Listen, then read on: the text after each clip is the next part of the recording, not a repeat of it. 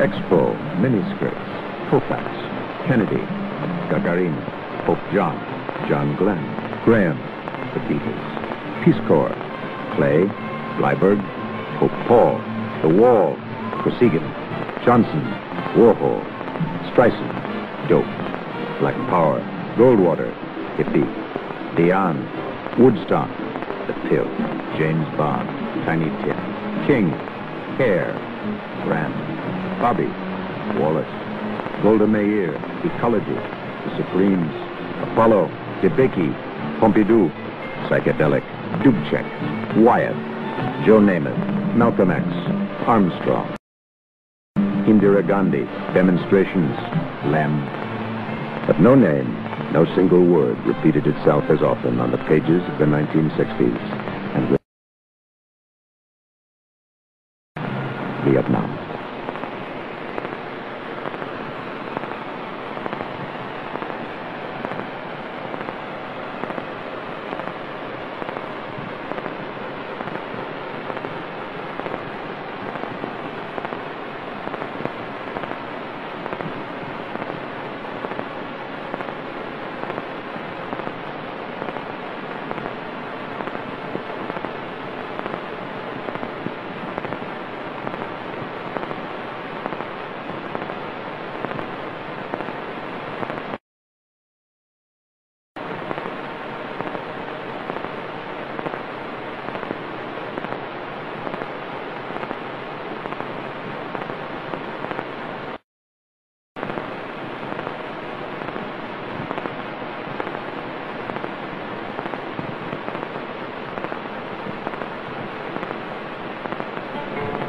It was a strange mixture of peace and war, a battlefield nowhere and a battlefield everywhere. Life during the day, death at night.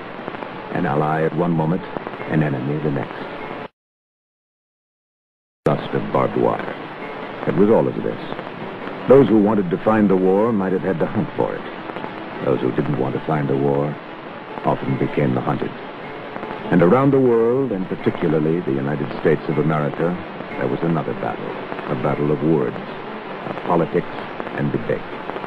The question was, who was the hunter in Vietnam and who was the hunted? Who would define aggressor and defender? And there was the larger search for a definition of the word peace. Did peace mean only the absence of war, or the absence of war and fear and oppression? This film is a story of the 1960s in two parts. The story of both conflicts, of war and debate.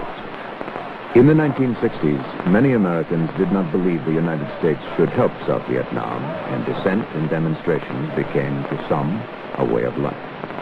But in the beginning of the 1960s, the threat and the prophecy were clear.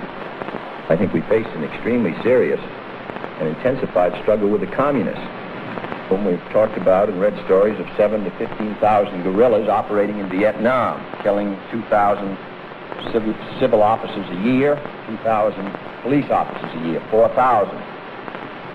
Now, there's been an election in Vietnam in which 75% of the people, or 80%, to endorse the government. And yet we read how Vietnam is in danger because of guerrilla operations carried on by this small, well-disciplined, well-supplied across the border group of guerrillas. How we fight that kind of a problem, which is going to be with us all through this decade, seems to me to be one of the great problems now before the United States.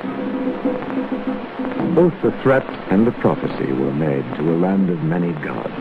Hardship, poverty, disease, and war had never eroded the faith of the South Vietnamese, their faith in something much higher and larger than themselves.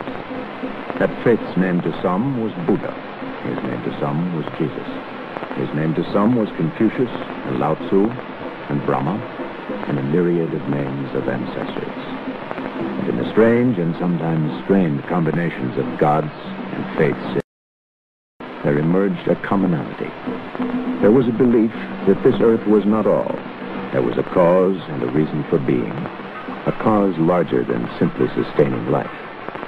And this force was so powerful, so true, so real, that it was the reason for life itself.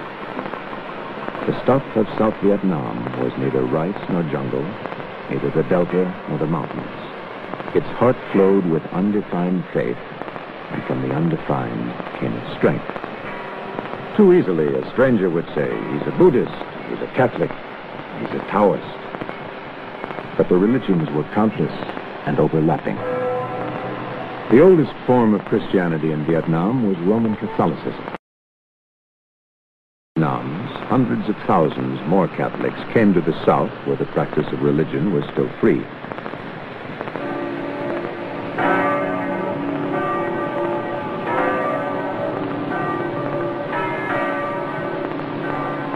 The country was as mixed as its gods and faiths. The urban lives of Saigon, Hue, Dalat, and Da Nang, Nha Trang, and Vung Tau were full of cluttered patterns.